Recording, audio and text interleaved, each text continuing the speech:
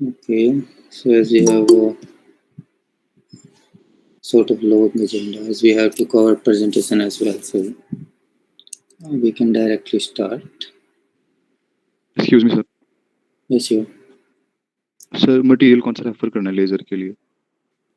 Laser के लिए बच्चे आप जगह घटक क्रिएट कर सकते हो.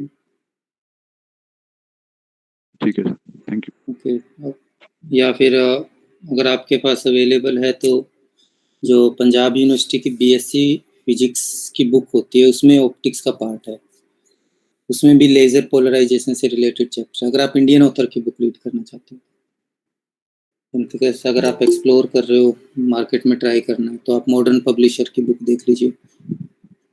ऑप्टिक्स के नेम से होनी चाहिए, जिसके अंदर लेजर पोलराइजेशन आपको मिल जाए. Okay sir.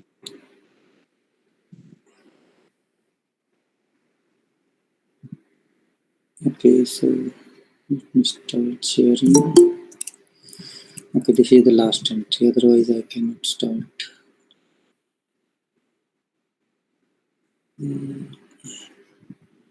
So last time we were talking about different component of laser, which include resonator, pumping and active medium. So now we'll see few examples and mainly start with the standard one. Now there are many commercial lasers, mostly semiconductor laser. But to understand the working, we will focus on the one which were developed at very early stage, so that we can have clear idea that how system evolved for the laser system. Okay, so we'll consider two: one solid state laser, and the second one helium neon laser, which is a gaseous laser. Okay. So let us start with Ruby. I'm sure you are aware what is Ruby. This is sort of gem, usually we use for the ornaments, but we are interested in its physics. Okay, can anyone suggest what is it? What is its chemical composition? कभी सुना हो इसके बारे में?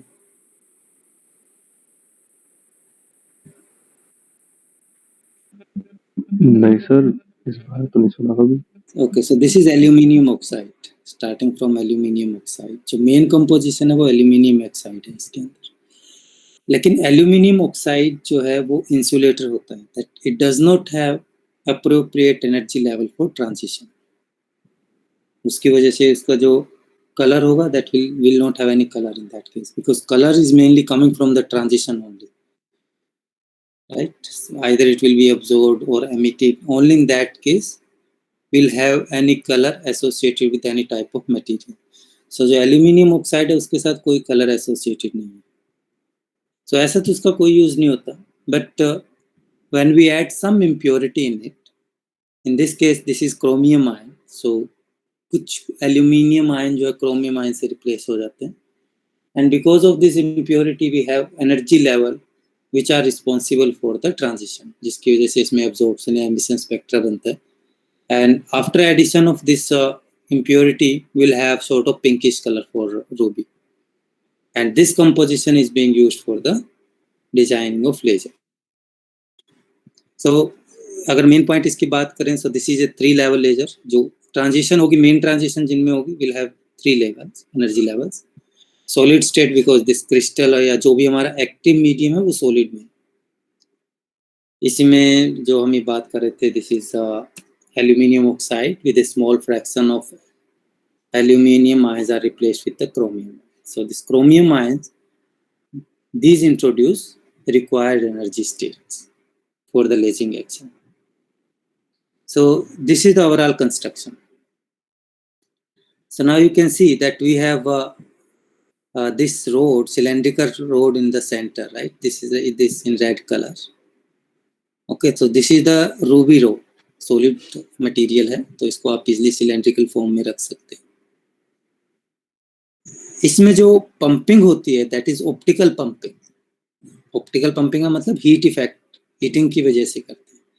तो यहाँ पे heating के लिए जो प्रोसेस यूज करें that is a flash lamp. Flash lamp क्या होता है? नॉर्मल लैम्प की तरह मान लीजिए, बट इसमें इंटेंसिटी काफ़ी हाई होती है. और फ्लैश किस लिए, ये लाइट की फ्लैशेज रिलीज करता है। एक तो कंटिन्यूस लाइट होता है, but in this lamp we do not have continuous light but flashes. कुछ टाइम के लिए लाइट निकला, फिर फ्रैक्शन ऑफ सेकंड के लिए वो डिसअपियर हो जाएगा या लाइट एमिशन नहीं होगा, then it will emitting the light again. So this process keeps going on for the xenon flash lamp. तो अगर फ्लैश लैम्प को ऑपरेट करना, this is connected with A high voltage supply, that is fine. और जो Ruby road है वो इसके axis के अलोंग रखते हैं, तो अगर एक्सिस के अलोंग रखेंगे तो मैक्सिमम हीटिंग इफेक्ट इसमें रूबी रोड में ट्रांसफर हो सकता है। अगर मान लीजिए मैं यहाँ पर रख देता हूँ, यहाँ पर रोड को रख दिया, तो जो नीचे वाला पार्ट है उसमें से जो हीट निकलेगी वो तो वेस्टेज है ना। सो बेस्ट यूटिलाइजेशन इसी कॉन्फ़िगरेशन में है कि हम जो भी रूबी है उसके रूबी रोड जो थी उसको स्पाइरल बाइंड कर दिया एक तरह से यूजिंग फ्लैश लैम्प। ओके, और तीसरा कंपोनेंट क्या होता है इसमें, रेजोनेटर का, जो हम पहले भी बात करते रहे। तो तीन चीजें आपने जरूर डिस्कस करनी है अगर कोई भी लेजर आपके पास आती है, whether it is ruby laser और हीलियम नियॉन लेजर। तो तीन कंपोनेंट जरूर डिस्क्राइब करने हैं कंस्ट्रक्शन में कि किस तरह से बने हुए हैं। वन, एक्टिव मीडियम क्या है, सेकंड, पंपिंग कैसे हो रही है, थर्ड, रेजोनेटर कैसे बनाना है। ओके, उसके बाद एक एनर्जी लेवल डायग्राम का कॉन्सेप्ट आता है, वो भी इंक्लूड होना चाहिए। तो ये नहीं है कि आप हिस्ट्री की तरफ सब कुछ लिखते रहे हो और ये तीन पार्ट मिसिंग है, तो उस केस में कोई स्कोरिंग नहीं है। अगर आप इन पे फोकस करोगे that will be good enough. So ये अपने मेन तीन पार्ट है इसके अंदर जो कंट्रीब्यूट करते हैं। सॉरी, रेजोनेटर की हमने बात नहीं की। रेजोनेटर कैसे बना रहे हैं कि जो एंड होते हैं ना, जो एंड फेसेस हैं उनको मिरर बनाया जाता है। अब सॉलिड मटेरियल है तो मिरर बनाने के लिए क्या करेंगे, उसको सिल्वर कोटिंग कर देते हैं जो यूजुअली मिरर में की जाती है। सो वन साइड हम 100% रिफ्लेक्टिंग रख लेंगे and on another side we will have the partial reflecting, जहाँ से हमें लेजर आउटपुट मिलेगी। So this was the initial design, or you can say first design for the ruby laser or any type of laser. This is the first visible laser we had. Okay, तो उसमें pumping हमने discuss कर लिया that we have a flash lamp which emit flashes of light during 1 millisecond duration, और उसकी वजह से जो आउटपुट होती है that is pulsed out, not a continuous output, क्योंकि जब हम पंपिंग ही रुक रुक के कर रहे हैं तो आउटपुट भी जो मिलेगी वो भी हमें पल्स शेप में मिलेगी, ना कि कंटिन्यूसली मिलती है। That is disadvantage of you can say using flash lamp. Then another concept जो रूबी लेजर में आता है वो क्या है, स्पाइकिंग का। जब भी लेजर एक्शन हो रहा है उस दौरान हम क्या एक्सपेक्ट करते हैं। मान लीजिए हमारे पास साइड पावर है और इस साइड टाइम है, तो अगर मान लीजिए एक टाइम जब तक वो पंपिंग कर रहा है तब तक कुछ इसमें लाइट मिलेगी, फिर जब पंपिंग बंद हो गई तब लाइट नहीं मिलेगी, फिर लाइट मिलेगी। हम ऐसे कुछ आउटपुट एक्सपेक्ट करते हैं, यानी पल्स शेप में।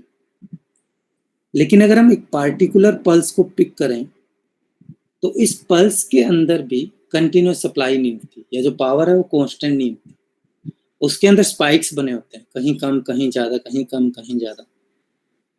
For example, we have this figure. We have power output and this is the time on the x-axis. So हम एक्सपेक्ट करते हैं कि जिस दौरान पंपिंग हो रही है उस दौरान we should have a continuous supply, but we have spiking feature कि जो आउटपुट है उसकी पावर फ्लक्चुएट करती है काफ़ी ज़्यादा। उसका रीज़न क्या है, that is interesting to understand. बिल्कुल सिंपल है। फॉर एग्जांपल हमने पंप को स्विच ऑन किया, व्हाट विल हैपन, एटम जो है ग्राउंड स्टेट से एक्साइटेड स्टेट में मूव करना स्टार्ट करेंगे और धीरे धीरे पॉपुलेशन इन्वर्सन हो जाएगा, राइट, और it will cross A threshold value, क्योंकि एक लिमिटेड वैल्यू क्रॉस करना जरूरी है जब आपको आउटपुट मिलेगी। ओके, एग्जैक्टली सेम है तो हम कह सकते हैं बैलेंस हो गया। So there is a concept of threshold value जो क्रॉस करनी चाहिए इसको to have a output. So जब हमने पंप ऑन किया, will have a population threshold crossed after certain time. तो जब वो थ्रेशोल्ड को क्रॉस कर लेगा तो क्या होगा, जो स्टिमुलेटेड एमिशन का रेट है वो इंक्रीज हो जाएगा। उसका मतलब क्या है, जो एमिशन है वो फास्ट हो रहा है as compare to absorption process. उसकी वजह से जो अपर लेवल है that will deplete faster than the pump. जिस रेट से एटम ऊपर जा रहे हैं उस रेट से, उससे ज्यादा रेट से एटम नीचे आएंगे। सो क्या होगा, एक स्टेज के बाद जो पॉपुलेशन इन्वर्शन की थ्रेशोल्ड को इसने क्रॉस किया था उससे नीचे चला जाएगा। अगर उससे नीचे चला जाएगा तो क्या होगा, जो आउटपुट हमें मिलेगी उसकी इंटेंसिटी कम हो जाएगी। इस वजह से क्या है that we have a spike and then it falls down. Falls down क्यों? क्योंकि थ्रेशोल्ड से नीचे क्रॉस कर गया because of faster rate of stimulated emission as compare to absorption process. फिर दोबारा से क्या होगा, this is okay, population inversion falls below the threshold and lasing action ceases, तो उसकी वजह से हमारी आउटपुट डिक्रीज हो जाएगी। उसके बाद दोबारा से वही प्रोसेस शुरू हो जाएगी। उसके बाद एमिशन रेट कम हो गई ना जब थ्रेशोल्ड से नीचे चला गया, तो इसका मतलब अब अब्जॉर्प्शन हमारी ज़्यादा है। तो अब्जॉर्प्शन ज़्यादा होगी तो धीरे धीरे पॉपुलेशन इन्वर्सन बढ़ जाएगा और वो फिर से थ्रेशोल्ड वैल्यू को क्रॉस कर जाएगा। जब थ्रेशोल्ड वैल्यू को क्रॉस करेगा it will again start having the output, या कह लीजिए स्टिमुलेटेड एमिशन की रेट बढ़ गई। सो ये जो साइकिल है ये चलता रहता है। Because of that we have this spiking feature within a particular pulse of flash lamp. दो अलग अलग चीजें, एक तो पल्स्ड आउटपुट है ये वाली feature, this is because of the flash lamp, और ये स्पाइकिंग वाली फीचर हमारी relative rate of absorption and stimulated emission, कि जो थ्रेशोल्ड है पॉपुलेशन इन्वर्शन का वो चेंज होता रहता है। और इसको फिक्स करने के लिए कॉन्सेप्ट आता है क्यू स्विचिंग, जिसके बारे में आपने एक्सप्लोर करना है। बुक में दिया हुआ है, बस आपने रीड करना है क्या होता है। ये क्वालिटी फैक्टर है, हमने फोर्स्ड ऑसिलेशन में पढ़ा है ना क्वालिटी फैक्टर, वही वाला क्वालिटी फैक्टर है। तो इस चीज को कंट्रोल करने के लिए, जो स्पाइकिंग वाली फीचर है इसको कंट्रोल करने के लिए हम क्या करते हैं, क्वालिटी फैक्टर स्विच करते हैं। इसके बारे में पढ़ना था। ओके सो तो सर जो लाइट दिखती है सर वो ब्लिंकिंग होती है क्या? नहीं, इसमें टाइम स्पैन इतना कम है कि हम अगर नॉर्मल देख रहे हैं तो उसमें ऑब्जर्व नहीं होगा। लेकिन अगर आप इंस्ट्रूमेंट के साथ देखते हो, मान लीजिए फोटो डिटेक्टर वगैरह के साथ ऑब्जर्व करते हैं, in that case we can see it. जैसे अगर आप पीछे देखेंगे तो मिली सेकेंड की रेंज में है, तो अपनी कैपेबिलिटी इतनी नहीं है कि हम मिली सेकेंड में उस चीज़ को ऑब्जर्व कर सकें ना, इतनी फास्ट वेरिएशन को हम ऑब्जर्व नहीं कर सकते, बट इंस्ट्रूमेंट के साथ डेफिनेटली कर सकते हैं। तो जब भी आप कोई एक्सपेरिमेंट करते हैं उसमें तो एक कैपेबिलिटी होती है ना, तो इसलिए जब भी आप नॉर्मल यूज़ करना है, मान लीजिए पॉइंटर वगैरह का यूज़ करना है, तब कोई इशू नहीं है, बट प्रिसीजन स्टडीज के लिए इसमें इशू आता है। तो फिर सर जब ब्लिंकिंग दिखाई नहीं दे रही तो फिर क्यू स्विचिंग का यूज ही क्यों कर रहे हैं? नहीं, आप सिर्फ हमें देखना थोड़ी है उसको। मैं कह रहा हूँ जब भी आप रिसर्च वगैरह में या कॉमर्शियल यूज़ करोगे, जहाँ पे आपको लेजर को यूज़ करना है एप्लीकेशन पॉइंट ऑफ व्यू, तो वहाँ पर तो ये चीज़ विजिबल होगी ना। जो फोटो डिटेक्टर है वो तो मिली सेकेंड रेंज में पकड़ सकता है, हमारी आईज नहीं कैच कर सकती, वो हमारी लिमिटेशन है। तो इसलिए हम अगर हमें सिर्फ देखने से रिलेटेड ही सिचुएशन है तब प्रॉब्लम नहीं है इससे रिलेटेड कुछ भी। लेकिन जब ये मिली सेकेंड का टाइम इंपॉर्टेंट आ जाएगा, जिन स्टडी में भी मिली सेकेंड का टाइम इंपॉर्टेंट है, वहां पे हमें करना पड़ेगा। ठीक है सर। सो क्यू स्विचिंग के बारे में थोड़ा सा रीड करना कि क्या होता है और किस तरह से इसको सेट करते हैं। This is interesting concept. Sir upper level deplete faster then pumping, sir ये क्या कह रहा है? सॉरी, कौन सा अपर लेवल सर? और स्टिमुलेटेड एमिशन के बाद जहाँ पे सेकंड पॉइंट। जो मेटा स्टेबल स्टेट मान लीजिए आप, जहाँ पे हमारे एटम हमने एक्साइट करवाए हैं, यस सर। हम उसकी बात कर रहे हैं।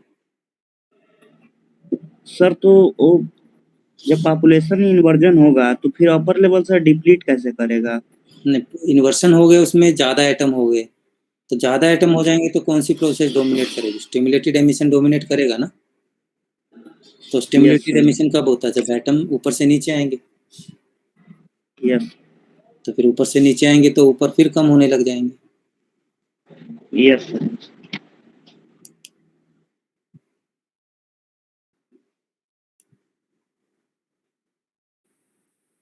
ओके, तो इसमें रूबी लेजर में एक और कैरेक्टरिस्टिक जो इम्पोर्टेंट रहती है, that is energy level diagram, जो मैंडेटरीली आपको पता होना चाहिए कि जो ट्रांजिशन है वो कैसे हो रही है। okay? तो काफ़ी एनर्जी लेवल्स हो सकते हैं, but we are mainly drawing the one which are relevant for our requirement. So in this case, we are talking about mainly 3 levels: E1, E3 and E4 जो है वो बैंड की तरह होते हैं, जो हम पहले भी बात करते रहे ना कि एक सिंगल वैल्यूड एनर्जी स्टेट नहीं होती, but we have a band. So we can have transition from ground state to E3 और E4, दोनों ही ट्रांजिशन पॉसिबल है. So it can I take energy from green spectrum to blue spectrum for this transition. Okay. So यहाँ पर हमारा population inversion नहीं होगा. These are just the excited state. These are not metastable state. यहाँ से de-excitation होगा E2 में. ये जो E2 energy level है, this is metastable state. तो यहाँ से जो de-excitation process होगी, this will be non-radiative. Non radiative का मतलब जो यहाँ से रेडिएशन निकलेगी वो एक तो विजिबल स्पेक्ट्रम में फॉल नहीं करेगी. हमारे लिए रेडिएटिव वही है ना जो विजिबल स्पेक्ट्रम में फॉल करे.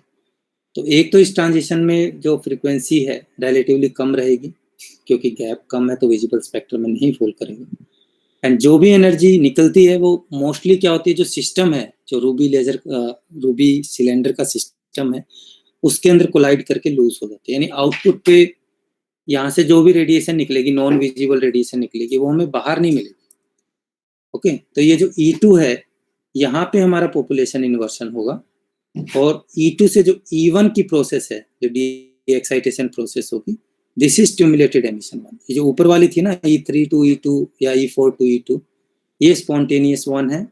whereas E2 to E1, this can be spontaneous and this can be stimulated as well. क्योंकि मेटास्टेबल स्टेट है तो हम यहाँ पे कंट्रोल कर सकते हैं. सो ये प्रोसेस जो है या ये ट्रांजिशन है, दिस इज स्टिमुलेटेड वन. और इसमें भी अगेन 2 लेवल्स हैं जो हम यूजली बात करते रहते हैं कि सिंगल वैल्यूड नहीं है. So we have 2 nearby energy levels जिनकी ट्रांजिशन से हमें आउटपुट मिलती है. सो आउटपुट में हमें सिंगल वैल्यूड लेजर नहीं मिलेगी, but will have the finally spaced 2 wavelength separated by रफली 2 to 3 नैनोमीटर.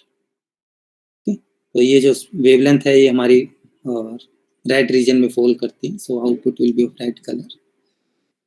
ओके, तो ये एनर्जी लेवल डायग्राम आपको पता होना चाहिए. So I put this thing in text here, nothing more than that, कि डिफरेंट ट्रांजिशन कैसे हो रही है. ट्रांजिशन फ्रॉम E3 और E4 to E2 is non-radiative and energy is lost to crystal, whereas stimulated emission is from E2 to E1, where we'll have an emission of about 690 nanometer. Okay, so this complete the description about ruby laser. तो main component क्या हुआ आपको पता लग जाना चाहिए अब तक कि कोई भी लेजर है. हमने 3-4 चीज़ों की बात की है: resonator, active medium, pumping, and fourth one is energy level diagram. ये 4 चीज़ अगर आपको पता है तो you are done with this whatever laser you have in. तो इनको मिस नहीं करना, बाकी डिटेल आप कितना ही पढ़ो. इसमें रूबी लेजर में जो एक्स्ट्रा कॉन्सेप्ट है जो आपको पता होना चाहिए, वो एक पल्स्ड आउटपुट क्यों है, सेकंड स्पाइकिंग की फीचर, और एक क्यू स्विचिंग. ओके, तो सारे कॉन्सेप्चुअल है, nothing mathematics. Okay, any question related to ruby laser?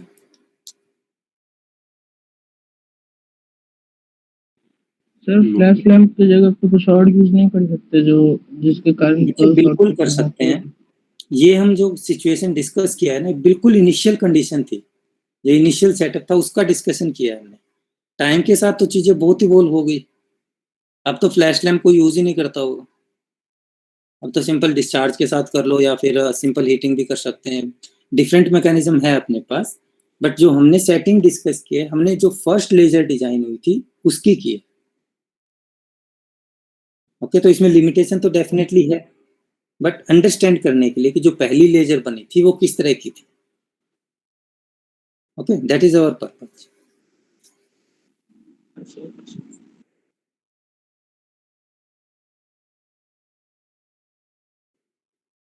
Flash lamp की जगह सिंपल कोई हीटिंग सिस्टम यूज़ कर सकते हैं। अब तो काफ़ी हाई इंटेंसिटी हीटिंग सिस्टम होते हैं, पॉसिबिलिटी है सारी। अब मोस्टली यही होता है कि अगर कॉमर्शियल या कह लीजिए कि डेली लाइफ में कहीं हमें पॉइंटर वगैरह या कोई जहाँ पे प्रिसीजन इम्पोर्टेंट नहीं है, अगर वहाँ पे लेज़र यूज़ करना है तो सेमीकंडक्टर लेज़र प्रेफर करते हैं, और जहाँ पर रिसर्च से रिलेटेड चीज़ें वहाँ पे हम गैसियस लेज़र प्रेफर करते हैं। ये दो ही सिनेरियो। सॉलिड स्टेट वाला इतना बहुत ज़्यादा यूज़ नहीं होता, यूज़ होता है बट इतना ज़्यादा नहीं।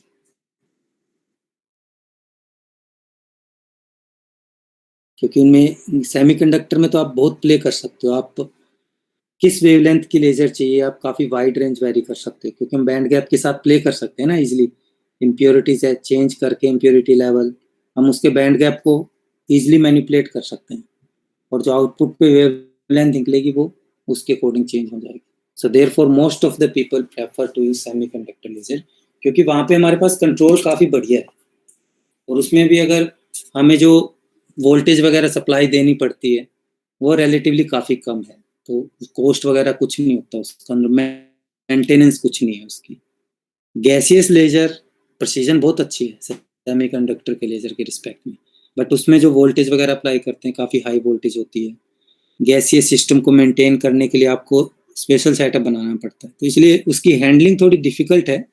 अदरवाइज जो गैसियस लेज़र है वो प्रिसीजन उनकी काफ़ी बढ़िया होता है इन टर्म ऑफ उसकी मोनोक्रोमेसिटी या इंटेंसिटी के टर्म में, कोहेरेंस की टर्म में, इन एवरी एस्पेक्ट, डाइवर्जेंस की टर्म में gaseous laser is much better as compare to semiconductor laser, but cost की टर्म में सेमीकंडक्टर लेज़र हमारी मच बेटर है। Okay Yes. So second example which we are supposed to cover is helium neon laser. वैसे name से ही clear है कि इसमें helium और नियोन है। सेम तरीके का डिस्कशन रहेगा हमारा। एक्टिव मटेरियल डिस्कस करेंगे, और पंपिंग कैसे हो रहा है, energy level diagram and resonate, these are the basic concept. So ये जो सेटअप है जो यहाँ पे हमने बनाया, this is the basic setup for the helium neon laser. एक तो डिस्चार्ज ट्यूब है इसके अंदर, क्योंकि यहाँ पर जो हम पंपिंग करेंगे इसमें दो मैकेनिज्म यूज होंगे, one with the discharge, second one with the collision.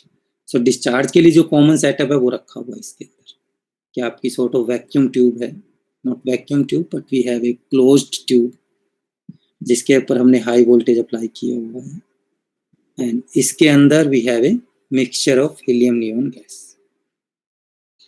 और जो एंड है इस ट्यूब के, one side is partially reflecting जहाँ से लेजर आउटपुट निकलेगी, and another one is fully reflecting.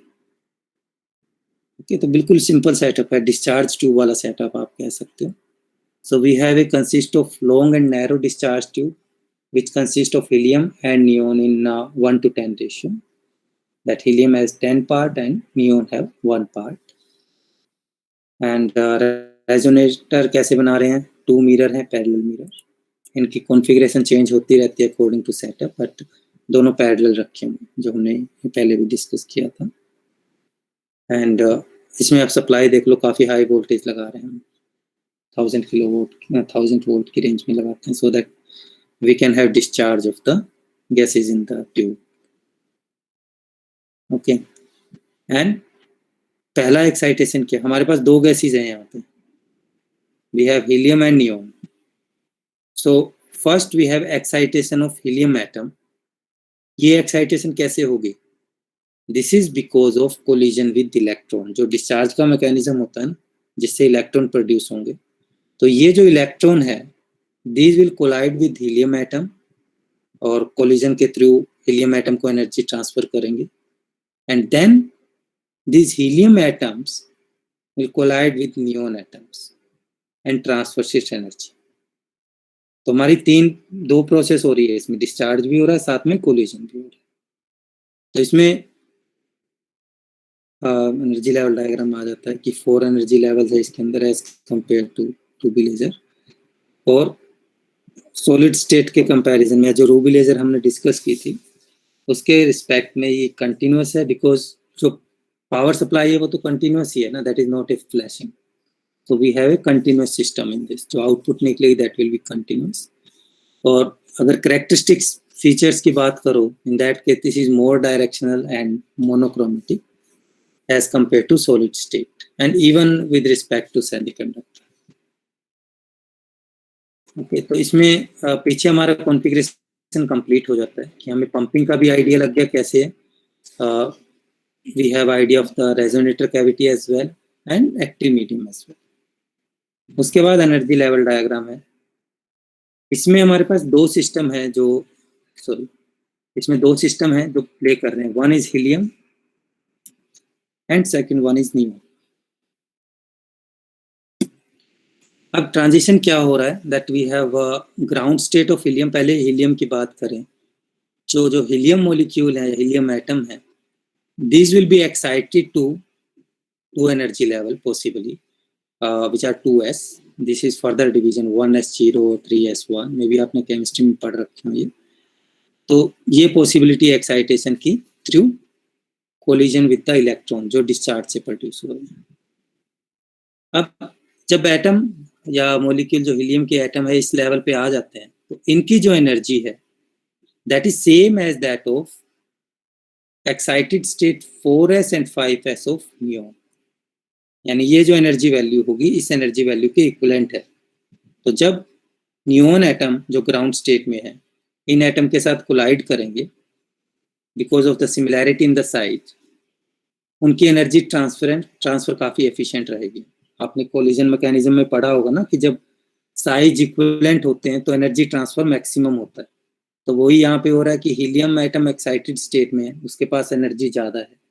तो जब वो नियोन के साथ कोलाइड करेगा it will be excited to the 4s and 5s. Okay, तो यहाँ पर हीलियम एटम का रोल बस यही है कि जो इनडायरेक्टली नियोन को एक्साइट करने में यूज होता है. उसकी डी एक्साइटेशन से अभी तक कुछ नहीं निकला, कलर वगैरह या कोई रेडिएशन नहीं. इसने सिर्फ नियोन एटम को एक्साइट किया. फिर यहाँ पर जो ट्रांजिशन होगी जो 4s 5s है, इसमें से जो 5s की ट्रांजिशन है ये हमारी मेटास्टेबल स्टेट है. यहाँ इसमें मल्टीपल ट्रांजिशन पॉसिबल है, 4s में भी जा सकता है डेफिनेटली. बट ये जो रेडिएशन निकलती है ना, जैसे मान लीजिए 5s to 4p, 4s to 3p, यहाँ पे जो रेडिएशन निकलेगी वो विजिबल स्पेक्ट्रम में नहीं होगी, या कह लीजिए नॉन रेडिएटिव ट्रांजिशन है सॉर्ट ऑफ. जो मेन ट्रांजिशन हमारी होगी that will B 5s to 3p. ये वाली ट्रांजिशन हमारी रेडिएटिव है एंड स्टिमुलेटेड है. ये भी स्टिमुलेटेड होगा, 5s to 4p भी स्टिमुलेटेड है, लेकिन इसमें दिक्कत ये है कि ये विजिबल स्पेक्ट्रम में नहीं. मेनली विजिबल स्पेक्ट्रम में 5s to 3p वाला लाई करेगा. उसके बाद की जो ट्रांजिशन है वो नॉन रेडिएटिव है सारी, या कह लीजिए जो एनर्जी निकलेगी सफिशिएंट नहीं है. We have then 3p to 3s. Okay, इसका विजिबल स्पेक्ट्रम में फॉल नहीं करेगा. और जब 3s टू ग्राउंड स्टेट में आना है तो जो एनर्जी रिलीज होगी that will be lost as a heating to the system. Okay, तो ये हमारा इसमें एनर्जी लेवल डायग्राम है कि सिस्टम कैसे मूव कर रहा है. We have excitation of helium atom via collision with the electron produced through discharge. फिर ये जो हीलियम एटम है ये नियोन एटम के साथ कोलाइड करके उनको एक्साइटेड स्टेट में मूव करते हैं, which can be 4s and 5s. 5s जो है दैट इज मेटास्टेबल स्टेट, और इसमें जो विजिबल रेंज में स्टिमुलेटेड एमिशन होगा that will B 5s to 3p. But ये कि जो 3p है ये भी तो एक्साइटेड स्टेट है ना, यहाँ तो रहेगा नहीं. बट जो 3p से ग्राउंड स्टेट में आने की प्रोसेस होगी that will be by spontaneous emission, और वो हमारे जो कलर स्पेक्ट्रम है उसके साथ overlap भी नहीं करेगा. So we do not have any problem. So we can easily filter out red wavelength of this transition. Okay. इसमें एक जो क्वेश्चन है which you have to explore. Sir Yes. Sir colour दिख किसकी वजह से रहा है, हीलियम की डी एक्साइटेशन से या नियोन की डी एक्साइटेशन से? तो सर बस हीलियम का काम बस इतना ही है कि उसको कोलाइड करके उसको एक्साइट करना है नियॉन। बिल्कुल हीलियम एक तरह से मेडिएटर का काम कर रहा है, जैसे केमिस्ट्री में क्या होता है, हम टर्म यूज करते हैं ना, कैटलिस्ट सॉर्ट ऑफ। हाँ इसका काम यही है कि वो बस नियॉन को मेटास्टेबल स्टेट में लेके जाए। और जो मेरा क्वेश्चन है जो आपने एक्सप्लोर करना है, पहले मैं वो कंप्लीट कर लेता हूँ, then will continue with further discussion, कि हीलियम बीच में रखी क्यों। डायरेक्ट नियॉन को इलेक्ट्रॉन के साथ एक्साइट करवा लेते, क्या प्रॉब्लम हो जाएगी इससे? ओके, थिंक अबाउट इट, कि ये बीच में क्यों इंट्रोड्यूस कर दिया नेसेसरली। काम बढ़ाया या इसने हमारा, कम तो नहीं किया। इसकी वजह से फायदा क्या होना, वो आपने एक्सप्लोर करना। सर साइज की वजह से हो सकता है कि एनर्जी ट्रांसफर ज्यादा एफिशिएंट होगा। कुछ हद तक ठीक लाइन पे, थोड़ा सा एक्सप्लोर कर लो, then you can put your better answer. Okay, answer formulate करना इजी हो जाएगा आपके लिए, बट लाइन आपकी ठीक, इसी डायरेक्शन में आप सोच सकते हैं। Okay, so this is all what we need to understand about helium neon laser. Again हमने 4 चीज़ों की बात की है कंस्ट्रक्शन में, pumping, active material, resonator, and then energy level diagram. Okay, so any question about this? Sir इसमें active medium helium neon का discharge है और पंपिंग मीडियम का कोलिजन। नहीं, इसमें एक्टिव मीडियम तो हीलियम और नियॉन है ना। तो सर पंपिंग कैसे हो रही है? डिस्चार्ज की तो डिस्चार्ज एंड कोलिजन 2 प्रोसेस हो रही है, कॉम्बिनेशन ऑफ 2 है ना। हमने हाई वोल्टेज अप्लाई किया, उससे डिस्चार्ज या इलेक्ट्रॉन प्रोड्यूस हुए, तो एक वो भी पार्ट प्ले कर रहा है। वो जो डिस्चार्ज से इलेक्ट्रॉन प्रोड्यूस हुए वो इलेक्ट्रॉन के साथ कोलाइड कर रहे हैं, हीलियम नियॉन के साथ कोलाइड कर रहे हैं, यानी कोलिजन मैकेनिज्म भी हो रहा है। So we have 2 processes, discharge and collision mechanism.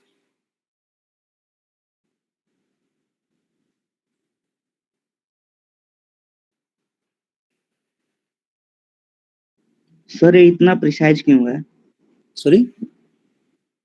Sir इतना प्रिसाइज मतलब क्यों है? जैसा कि अभी आपने कहा था कि हीलियम नियॉन का जो लेजर है वो काफी प्रिसाइज होता है रूबी लेजर से। नहीं, इसका ये डिपेंड करता है कि जो गैसेस है ना, वो आप प्योर, उनका प्योरिटी लेवल काफ़ी अच्छा होता है एज कम्पेयर टू जो भी आप सॉलिड मटेरियल लेंगे। जैसे हमने यहाँ पे सिंगल एटम सिस्टम लिया है, तो सिंगल एटम सिस्टम अगर लेंगे तो एनर्जी लेवल उनके वेल डिफाइंड होंगे।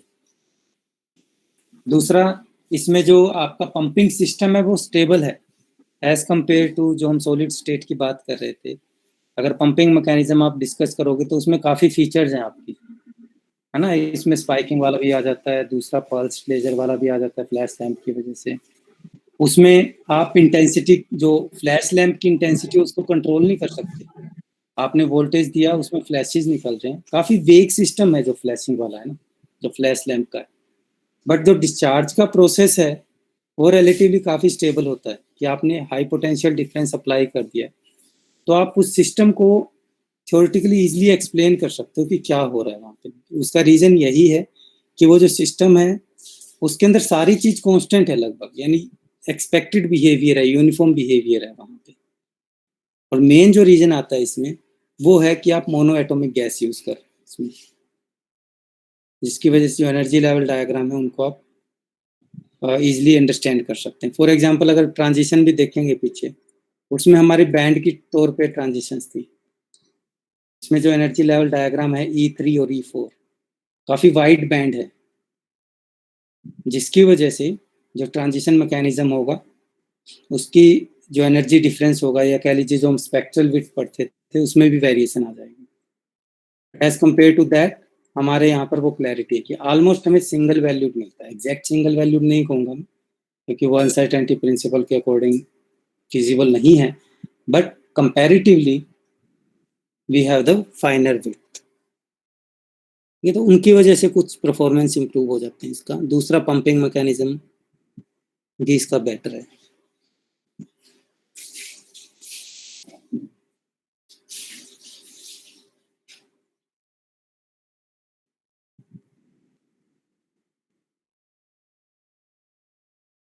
Any other question which you can have?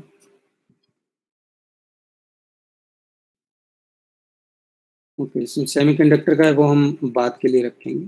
अगर हमारे पास सफिशिएंट टाइम हो, in that case we will cover, because usually इसमें एग्जाम में क्वेश्चन आता नहीं है, बट स्टिल हम अपनी अंडरस्टैंडिंग के लिए पढ़ सकते हैं इसको, but for that we need some extra time. So that is all what we need to discuss about laser.